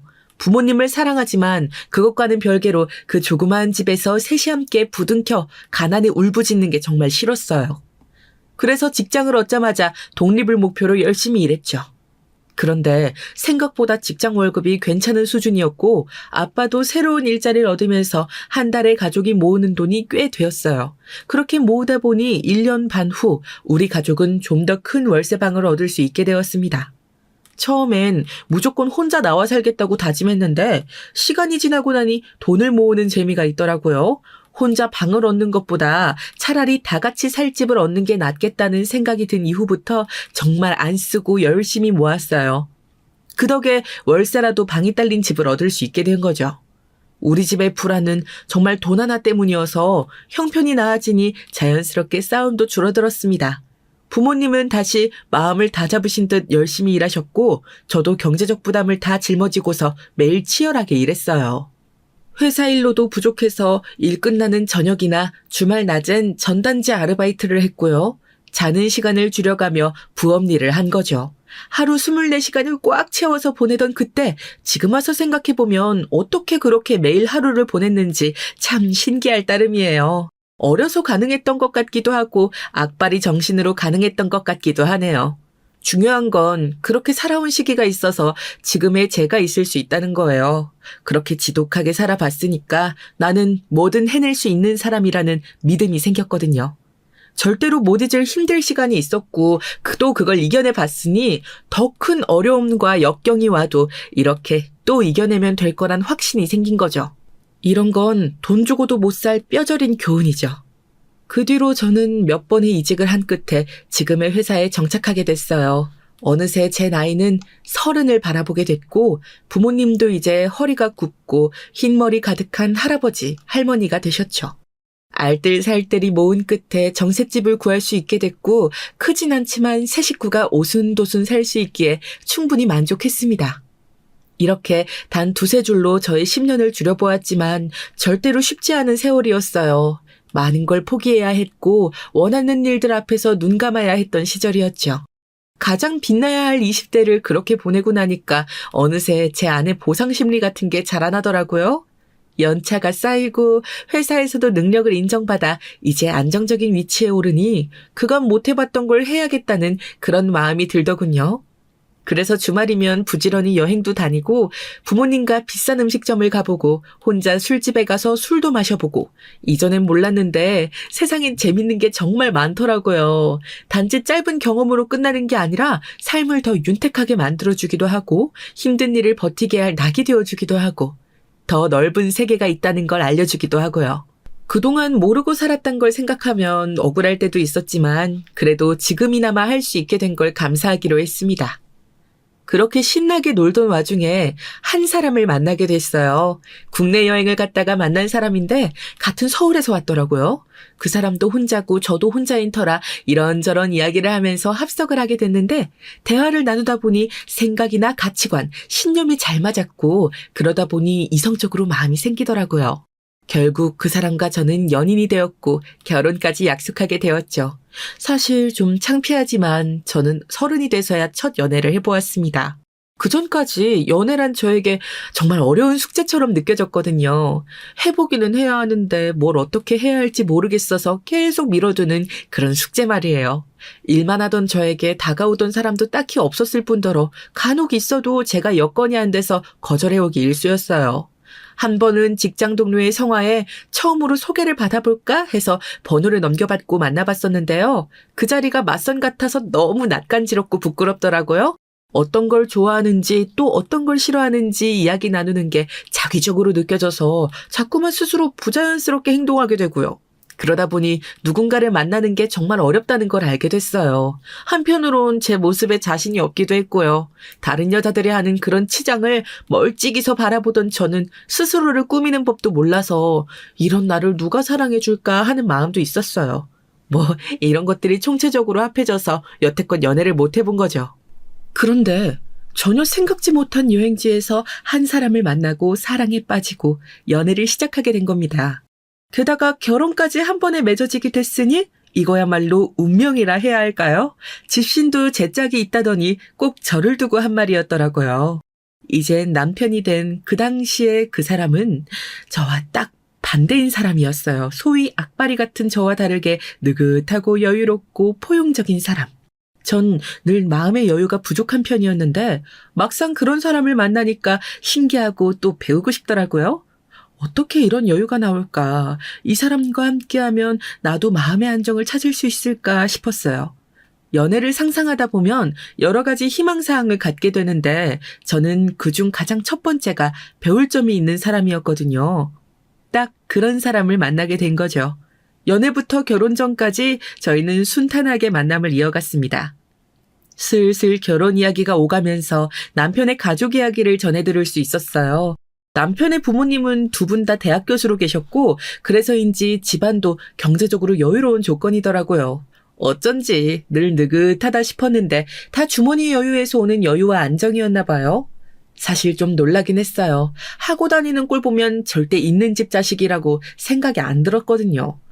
꼴이라고 하니 말은 좀 그렇지만 실제로 보면 정말로 한숨이 저절로 나오는 스타일이에요. 어디서 입다가 버린 것 같은 늘어진 티에 후줄근한 카고 반바지를 늘 유니폼처럼 입고 다녔어요. 제가 뭐라고 해도 그저 허허 웃기만 하고 옷을 선물해도 사나흘 입고선 다시 원상복귀. 그냥 이 사람의 스타일인가 보다 하고 체념할 때까지 오래 걸렸어요. 그런데 알고 보니 다른 여건이 안 돼서가 아니라 정말로 패션에 관심이 없어서 그러고 다닌 거더라고요. 세상에 별 사람이 다 있구나 싶었습니다. 시부모님은 결혼 이야기가 나올 때부터 저희 집 사정이나 상황에 대해선 일절 묻지 않으셨고 오로지 저와 남편 뜻대로 해나가길 바라셨어요.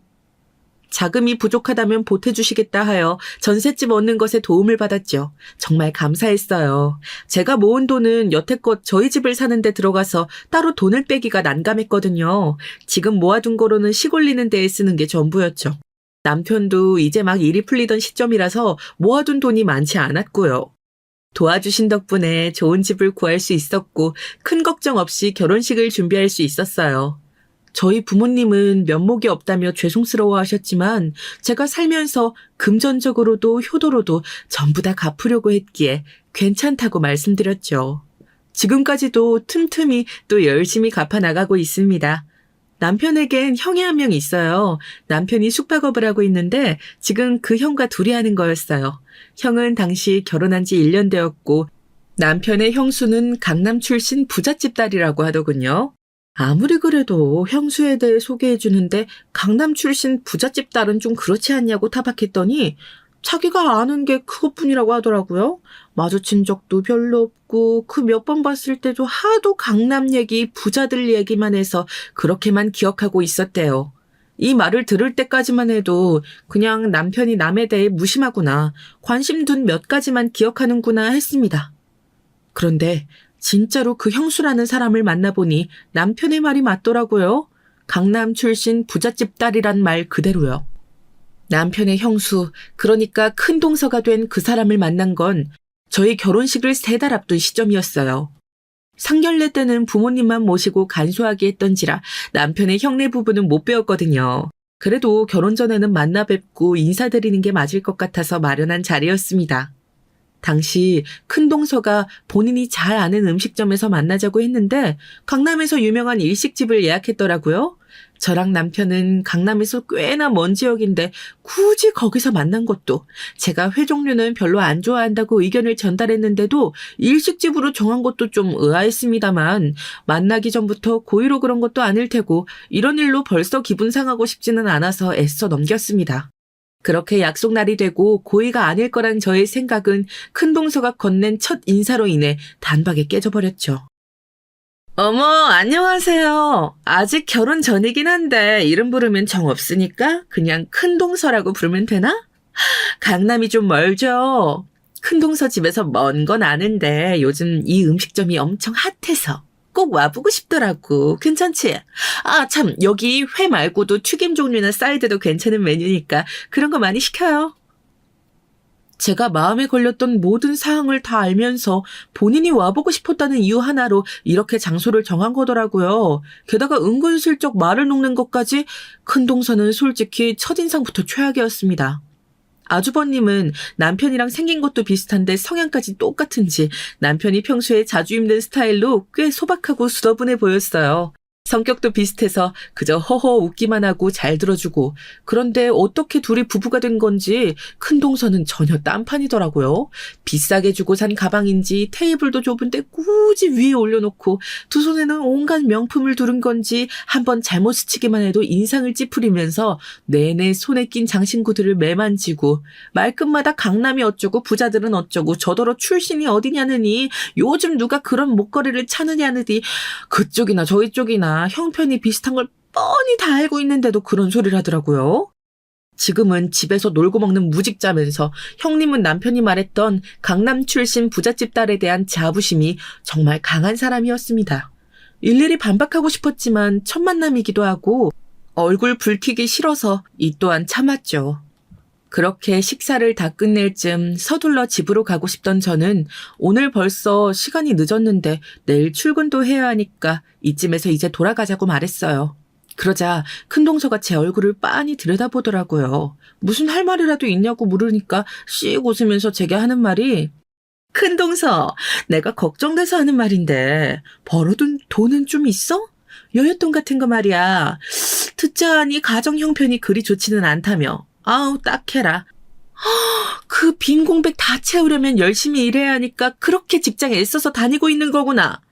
아, 그래도 너무 아등바등 살지 마, 큰동서. 어릴 때부터 그러고 살면 사람이 좀스러워 보여. 일이나 돈보다 중요한 건 이렇게 가족과 함께 보내는 시간인 거야. 큰동서가 사는 게 아무리 팍팍해도 주변의 사랑을 잊지는 말았으면 좋겠다. 오늘 식사는 잘 먹었어? 밥 사주고도 욕먹는다는 게 이런 걸까요? 저 말을 딱 던지고서 가방을 챙겨 홀랑 나가는데 갑자기 머리로 열이 받더라고요. 제가 별말한 것도 아니고 그저 출근해야 한다고만 하는데 제가 일 때문에 마치 옆 사람을 못 챙기는 것처럼 말하더라고요. 제가 뭐라고 답하기 전에 나가버려서 빈정이 상해버렸죠. 어리벙벙한 눈으로 남편을 쳐다보니 남편도 왜 저러냐는 눈빛을 보내왔죠.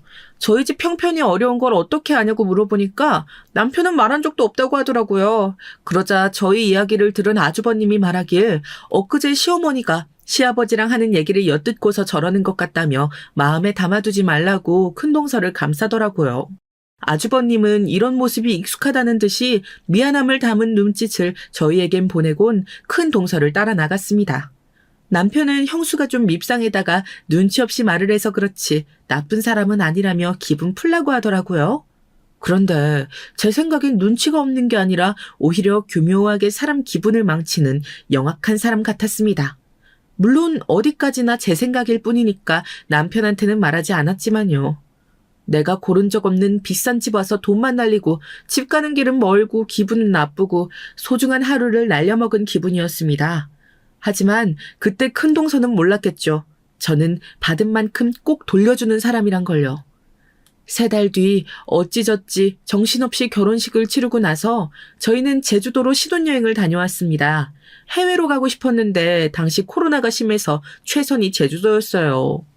아쉽지만 또 아쉬운 대로 열심히 놀아보자는 마음으로 갔죠. 숙소에 가서 쉬다가 저녁을 먹으려고 나왔을 때쯤이었어요. 술을 마시고 올 예정이라 택시를 타러 나오는데 순간 익숙한 얼굴이 제 옆으로 지나가는 걸 봤습니다. 저는 곧바로 뒤돌아봤고 그 사람은 빠르게 호텔 안으로 들어갔더라고요. 회전문에 가려져서 잘 보지는 못했지만 왠지 모르게 큰동서 같다는 생각이 들었습니다. 그래서 남편에게 방금 지나간 사람 꼭 형님 같지 않냐고 물어봤어요. 그런데 남편은 손살에 치면서 그럴 일 없다며 지금 형이 본인 대신 일을 다 책임지고 있느라 바쁜데 어떻게 형수가 제주도에 있냐고 그러더군요. 그래서 친구끼리 왔을 수도 있지라고 했더니 형수는 형밖에 몰라서 형 두고 이렇게 멀리 올 사람이 아니라 했어요. 제 눈에는 큰동서가 아주버님만 바라보는 해바라기 스타일 같진 않은데 남편은 대체 뭘 믿고 그렇게 생각하는지 모르겠더라고요. 하여튼 헛것을 받겠거니 하고선 그냥 넘긴 후 신혼여행을 다녀와서 시댁의 식구가 다 같이 모인 날이었습니다. 저녁 식사를 하던 도중 저는 평소처럼 별 생각 없이 형님에게 말했어요. 형님, 혹시 최근에 제주도 다녀오신 적 있으세요? 제 말이 끝나자마자 형님은 갑자기 사례가 걸린 듯 캑캑대기 시작했어요. 그때 전 차마 제 말 때문에 그런 거라고 생각을 못했습니다. 그냥 식사를 하다가 음식물에 목에 걸렸나 싶었죠. 심하게 걸린 건지 얼굴까지 시뻘개졌기에 가족들이 물도 건네주고 등도 두들겨주면서 걱정스레 바라보았어요. 잠시 후 큰동서는 진정이 된 듯 웃으며 말했습니다. 갑자기 잡채 당면이 목에 걸렸는데 안 넘어가더라고요. 죽을 뻔했네. 큰동서 뭐라고 했더라? 제주도에 다녀왔냐고 물어봤나? 나 요새 친정 부모님이 편찮으셔서 본가 들락날락 하느라 바빴는데 제주도는 무슨. 나도 그럴 틈이 있었으면 좋겠다. 그런데 그건 왜? 별거 아니에요. 저번에 신혼여행 갔다가 형님 같은 사람을 본 것 같아서요. 순식간이긴 했는데 형님이랑 똑같이 생겨서 놀랐거든요. 와, 신기하다. 그래? 난 또 뭐라고. 세상에 똑같이 생긴 사람이 얼마나 많은데. 그래도 나 같은 사람은 얼마 없을 텐데 다른 사람이랑 착각했다니 좀 기분 나쁘네. 큰동서, 시력교정 좀 받아야겠어. 제 딴엔 농담이라고 한 거겠죠? 웃으면서 비꼬는데 괜히 말 꺼냈나 싶었습니다. 그냥 예 하고 말았는데 정확히 그 다음부터였어요. 어느 순간 큰동서가 시종일관 저를 째려보기 시작한 겁니다. 이걸 어떻게 느꼈냐면요. 제가 어디서 무엇을 하든지 말 그대로 뒤통수가 따가운 느낌이 들더라고요. 그냥 관용어인 줄 알았는데 그 말 자체가 사실이란 걸 지금에서야 알았습니다. 누군가 나를 노려보고 있다는 느낌이 들어서 고개를 휙 돌려보면 아주 잠깐 큰동서와 눈이 마주쳐요. 그럼 큰동서는 고개를 휙 돌리거나 천사 같은 미소로 웃어줍니다. 분명 방금까지 살기 어린 눈빛이었던 것 같은데 말이에요. 시부모님이나 아주버님이 곁에 있으면 그렇게 잘 챙겨주면서 꼭 제가 혼자 있을 때만 그러더라고요. 이때만 해도 전 큰동서가 왜 그러는지 몰랐습니다. 저에게 분명 악감정이 있는 것 같긴 했는데 이유를 모르겠더라고요. 시간이 흐르고 모든 전말을 알게 된 후에야 큰동서가 어떤 마음으로 저를 바라본 건지 알 수 있었습니다. 그 뒤로 몇 달 동안이나 큰동서와 저는 외줄타기를 하는 듯한 위태로운 신경전을 벌였습니다. 큰동서는 주변 사람들이 보지 않는 순간마다 저를 고가운 눈으로 바라보았어요.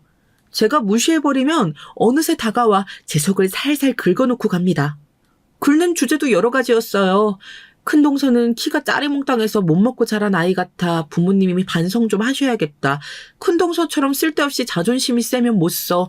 밖에 나가서 그러면 가진 것 없이 존심 부린다고 뒷담화 당하기 십상이야. 큰동서 같은 형편에 나 같은 형님 둔 거 다행으로 생각해. 나 이래봬도 강남 출신의 부모님 두 분 다 공직자 자리에 계셨어 등등.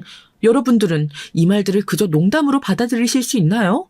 어쩜 그리 하는 말마다 밉상인지 모르겠더라고요. 한 번은 답답해서 시어머님께 가서 물어봤습니다. 형님이 저에게 이런 말을 했다고요. 그러니 시어머님은 민망한 얼굴로 첫째 며느리가 원체 허세가 좀 심하고 말투가 곱지 않아서 인간관계가 원만하지 않은 것 같다. 네가 이해해라 하고 말씀하시더군요.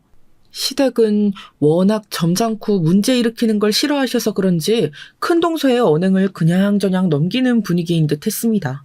남편에게도 말해봤는데 본인 귀로 들은 게 아니어서 그런지 제 편을 들어주는 것도 하루 이틀 잠깐이더라고요. 본인이 형한테 말해보겠다며 전화를 했다는데 아주버님의 대답은 기분 탓인 것 같으니 크게 개의치 말라고 하셨다네요. 남편의 말이 맞았어요. 아주버님이 큰동서를 많이 아낀다는 거 말이에요. 본인이 보고 듣지 않은 일로 아내를 탓하지 않으니 어찌 보면 참 바람직한 사람이구나 싶었습니다. 제 입장에서는 화딱지가 나지만요. 평소에 저라면 큰동서한테 크게 들이받았을 텐데 시부모님도 그냥 넘겨버리시는 마당에 제가 대놓고 싸움을 걸 수는 없었어요. 게다가 결혼한 지 얼마 안 되기도 했고 굳이 적을 만들어봤자 좋을 것 없다는 생각에 결국 참기로 했죠.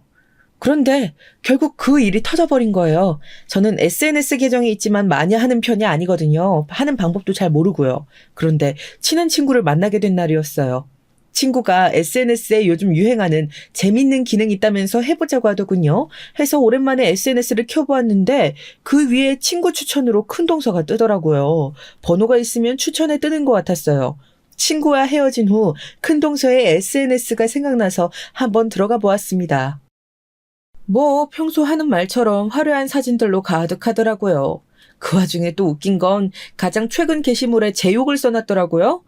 우리 눈치 없고 교양 없는 큰 동서 때문에 스트레스 받아서 마사지 간 날. 처음 볼 때부터 고개 뻣뻣한 게 마음에 안 들었는데 기 안 죽고 끝까지 기고만장하네? 이래서 집에 사람 잘 들여야 한다는 건데 작은 고추가 매운 게 아니라 작은 고추가 꼴 보기 싫다라고 적혀져 있던데 참나 어이가 없어서. 그 뒤로는 일일이 읽어보고 싶진 않아서 끄려고 했습니다. 근데 문득 익숙한 사진이 보이는 거예요. 사진을 눌러보니 남편과 제가 신혼여행을 갔던 그 호텔 사진이더라고요. 시기는 저의 신혼여행 후 일주일 뒤로 되어 있었지만 그립다라고 되어 있는 걸 보니 지난 사진인 게 분명했죠. 어쩌면 저희 여행과 시간이 겹칠지도 몰랐죠. 사진 속 테이블 위에 장미꽃이 올려져 있는 걸 본 순간 머릿속으로 오만 생각이 스쳐 지나갔어요. 순간 저는 어떤 예감이 들었습니다. 이건 분명 외도라는 예감 말이죠. 조금 더 파보면 뭔가 나올 것만 같았어요. 그때부터 전 정신없이 이 일에 파고들기 시작했습니다. 좋은 건수라는 생각이 들었어요. 사사건건 저를 못살게 구는 형님을 발밑에 둘 만한 건수요. 전 결국 흥신소에 의뢰해 형님의 뒤를 밟기로 했습니다. 사실 저도 제가 이렇게까지 할 줄은 몰랐는데 말이죠. 큰 동서 관련한 일이니까 또 되더라고요.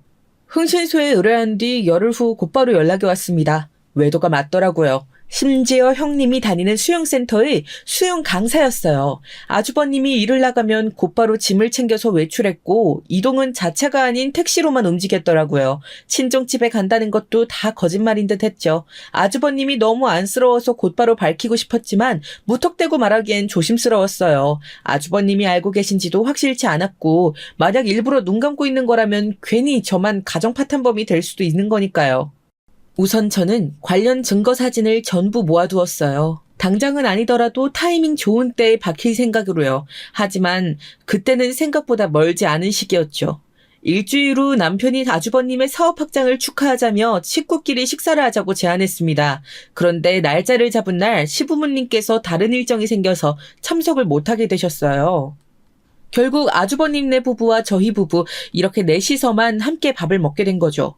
큰동서의 바람을 알게 된 후 처음 만나는 자리여서 많이 불편하고 어색했습니다만 티낼 수 없으니 최대한 자연스럽게 지나칠 생각이었어요. 이번에도 음식점은 큰동서가 가고 싶었던 곳으로 정해졌고 역시나 횟집이었습니다. 그 집은 회와 갑각류가 메인인 집이었고 최소한의 손질만 해서 나오는 형식이었어요. 원래 저희 남편은 게나 새우를 잘 안 먹거든요. 안 맞아서 안 먹는 게 아니라 까먹는 게 귀찮다는 이유로요. 그럴 때면 제가 일일이 발라줘서 먹이곤 했었습니다. 이번에도 게와 새우가 나왔고 저는 익숙하게 남편에게 줄 게를 까기 시작했어요. 아주버님네 부부는 뭐 서로 먹이고 이런 거 없이 각자 잘 드시고 계시기에 신경 쓰지 않았습니다. 그러다 양이 좀 많은 것 같아서 제가 깐 새우를 아주버님께 하나 드렸거든요. 그리고 곧바로 큰동서에게도 건네려고 했는데 갑자기 큰동서가 젓가락을 탁 하고 내려놓는 바람에 저는 놀라서 그 자리에서 새우를 떨어뜨렸습니다. 어찌나 크게 소리가 났던지 가게 안에 소리가 울려서 직원들이 쳐다볼 정도였죠. 동서! 나 좀 따라와. 저는 어안이 벙벙해져서 동서를 따라 가게 밖으로 나갔습니다. 남편이 같이 나가준다고 했는데 됐다고 자리에 앉아있으라 말했어요. 설마 뭔 일 있겠나 싶어서요. 그런데 더 황당한 일은 그 다음이었어요. 제가 따라 나가자마자 큰 동서가 제 뺨을 거세게 내리친 겁니다. 갑작스레 얻어맞은 저는 놀라서 그 자리에 얼어붙어 있을 수밖에 없었어요. 정말 벼락을 맞은 기분이더군요. 너 뭐야?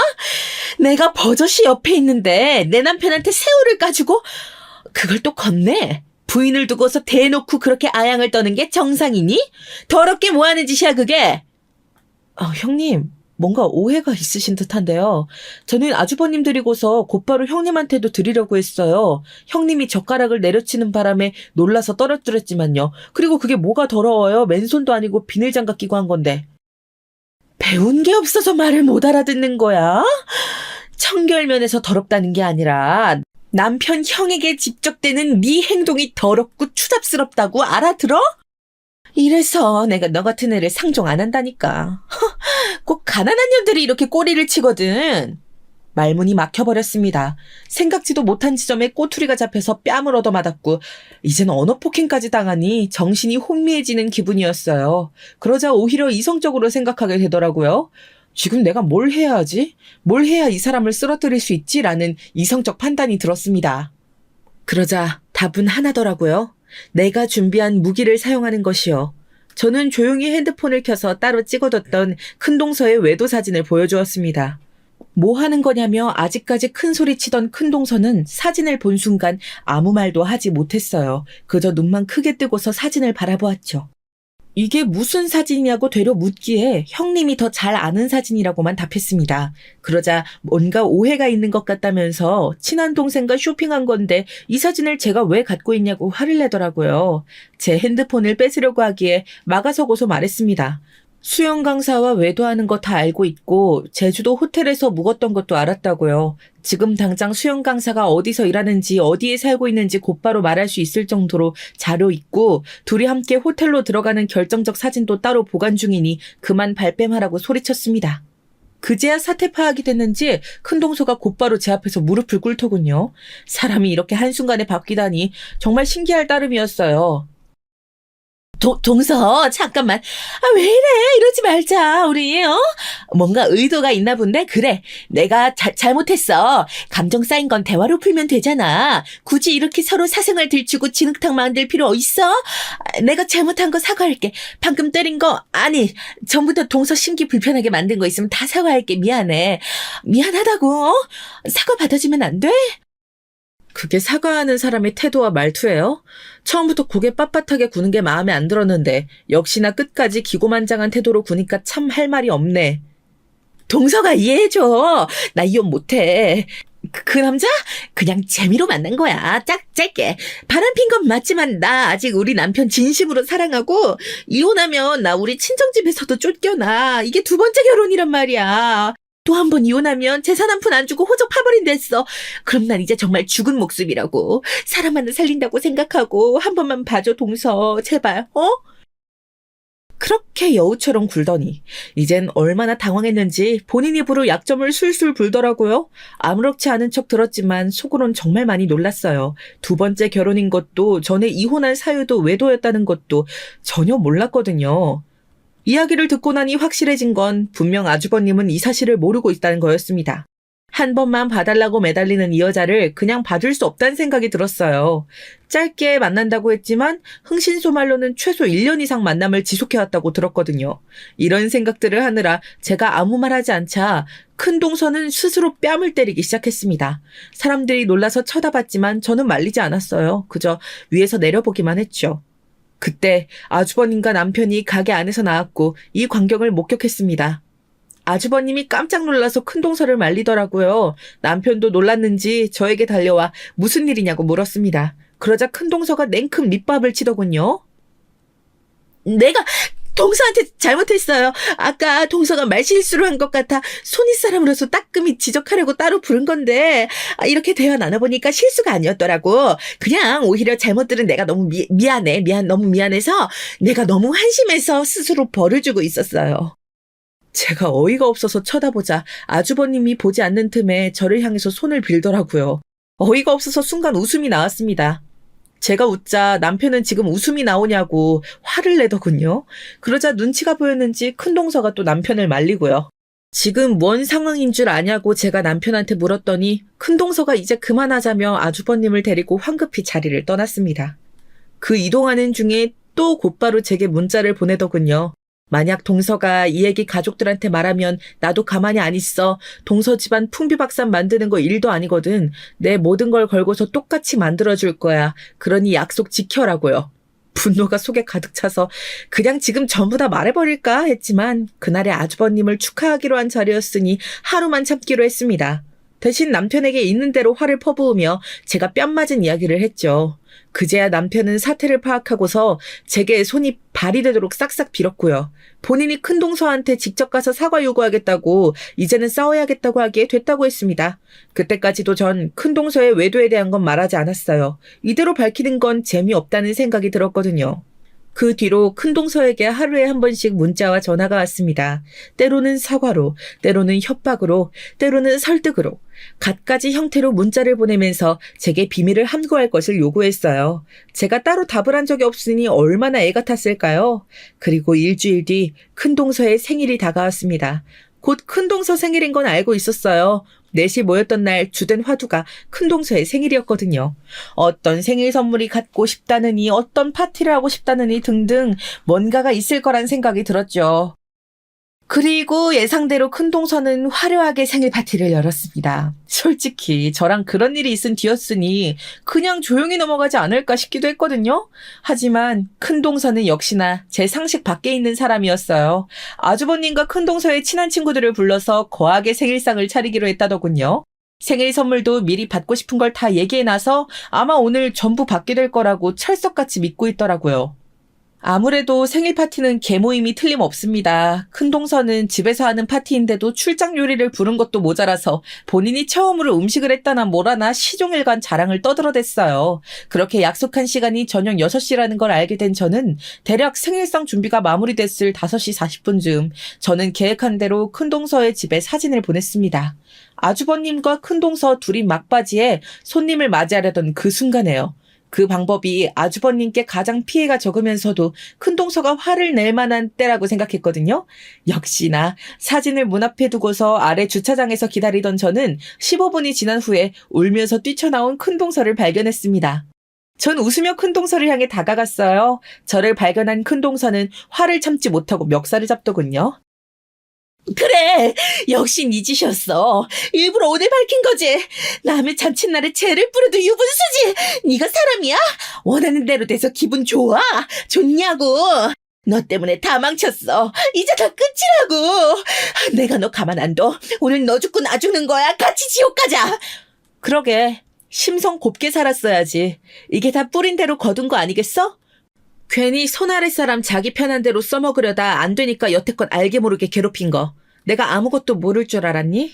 그리고 네가 선택한 외도로 업보가 돌아온 건데 그게 왜 내 탓이야? 바람 필 때부터 이런 순간이 올 거란 건 생각 못했어? 강남 출신은 그런 거 못 배웠나 봐?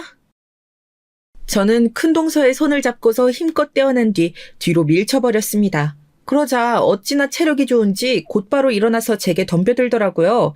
그때 아주버님이 나타나 큰동서를 붙잡았습니다. 경찰 부르기 전에 그만둬. 그리고 곧장 집으로 가서 짐 챙겨 나와. 당장. 꼴도 보기 싫으니까 짐 하나 남기지 않고 챙겨. 이제 더 이상 당신 볼 생각 없으니 깔끔하게 이혼해. 여보, 나 정말 당신뿐이야. 모든 걸 걸고 말하는 거야. 정말로. 당신 없으면 나 못 살아. 알잖아. 이번 일만 봐주면 나 앞으로 정말 잘할게. 당신 말대로 말썽 안 피우고 사치 안 부리고 조용히 잘 살게. 이렇게 헤어지는 법이 어디 있어? 아니? 우리가 왜 헤어져? 이깟 일로 우리가 왜 헤어져야 하냐고? 이혼이란 말에 큰동서는 자지러지듯이 울면서 매달렸습니다. 하지만 아주버님은 완강한 태도로 큰동서를 외면하고선 저를 부축해 차로 데려다 주었어요. 전 아주버님께 사진을 보낸 건 저였다고 밝히고서 사과했습니다. 그러자 아주버님은 아무 말 없다가 이내 이제라도 알려줘서 고맙다고 말씀하셨습니다. 게다가 다른 사람들이 있을 때 밝히지 않은 것도 고맙다고요.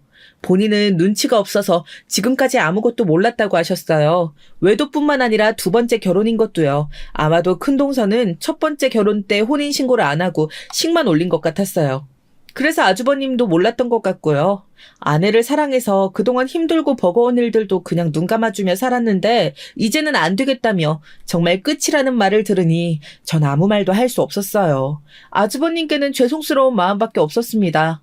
이번 일은 아주버님께 진실을 알리려는 것도 있었지만 가장 큰 건 큰동서에게 되갚아주려는 의도였으니까요. 그 과정에서 상처를 줄 거란 걸 알면서도 행했던 일이니 마음이 너무 쓰이더라고요. 게다가 이해한다고 고맙다고 말해주시니 오히려 더 죄송한 마음이 커졌습니다. 그 뒤로 결국 아주버님과 그 여자는 이혼을 하게 됐어요. 두 번째 결혼이란 걸 속였으니 유책 사유를 물어서 위자료까지 받아냈다고 하더라고요. 부잣집이라고 그렇게 떵떵거렸으니 위자료쯤은 별거 아니었으라나요? 한 번 더 이혼하면 그 부잣집에서 쫓겨날 거라고 했었는데 어떻게 됐는지 이제는 알 수 없어서 궁금하긴 하네요. 아주 잠깐 흥신소에 다시 한번 의뢰해볼까 싶었지만 악용될 수도 있다는 생각에 결국 흥신소에 관한 모든 자료를 지워버렸죠. 다만 제가 남편을 통해서 전해 들은 건 그 뒤로 동네 조그만 음식점 가게에 취직을 해서 일을 시작했다는 거예요. 그렇게 자존심 센 사람이 남의 밑에서 일을 하다니. 아무래도 벌이가 필요해진 걸 보면 그 여자 말이 처음으로 사실이긴 했나 봅니다. 이제는 헤어진 것에 담담해진 아주버님이 훗날 나중에서야 이야기를 꺼냈는데 법원에서 헤어지는 순간까지 큰동서는 아주버님께 매달렸고 그마저 받아주지 않자 쌍욕을 해서 주변 사람들이 경찰을 부르니 많이 난리였다고 하더라고요. 듣기만 해도 참 끝까지 큰동서답다고 생각했습니다. 눈치 없는 남편은 그 뒤로 제 말에 무한 신뢰를 보이고 있어요. 제가 큰동서로부터 그간 당했던 모욕에 소극적인 반응을 보인 것에 대해서 두고두고 뭐라고 했거든요. 그러자 이젠 어떤 일이 있어도 제 편이 될 거라고 맹세를 했어요. 많이 사랑하지만 많이 답답하고 모자란 나의 남편. 제게 약속한 그 말이 진심인지는 차차 알게 되겠죠. 이번 일로 시댁 식구들도 많이 놀란 것 같지만 그래도 이게 옳은 방향이라 생각하고 다시 각자 원래의 속도를 되찾아갈 거라고 생각해요. 지금껏 조금 헤맸고 많이 힘겨운 시간이었지만 그래도 가족이 함께니까 잘 이겨낼 수 있겠죠. 저도 원래의 저대로 받은 만큼 되갚아주긴 했지만 한동안은 마음이 많이 무겁고 힘들더라고요. 이번에 있던 일을 친정엄마에게 털어놓았는데 저에게 그러시더라고요. 받은 만큼 돌려주는 것도 중요하고 마음이 가벼워지는 것도 중요하지만 때로는 받은 걸 잊어버리고 훌훌 털어버리는 것도 좋은 대처법이라고요. 이번엔 만족했을지라도 비슷한 순간이 오면 다른 방법은 없는지 고민해보라는 엄마의 말씀을 들으며 제가 지금껏 너무 피해자의 입장에서만 강박처럼 살아온 건 아닐까 하는 생각이 들었어요. 제가 원래는 그런 사람이 아닌데 어릴 적 기억 때문에 너무 앞만 보며 매달려온 건 아닌지 싶기도 했고요. 그래서 포용력 있게 받아주는 게 아니라 받아주지 않고 그냥 넘겨버리는 연습을 하기로 했습니다. 그렇게 앞으로는 이런 일들보다 좀 더 여유와 안정을 갖고서 살아가 보려고 합니다. 남편과 친정 부모님, 시부모님 모시고 여행도 가고 새로운 운동도 배우면서 남은 올해를 알차게 보내보려고 합니다. 이 글을 읽으시는 여러분들도 나쁜 말은 전부 흘려듣고 좋은 말, 좋은 이야기만 들으시면서 여유롭고 행복한 하루 되시길 바라요. 제 사연 들어주셔서 감사합니다.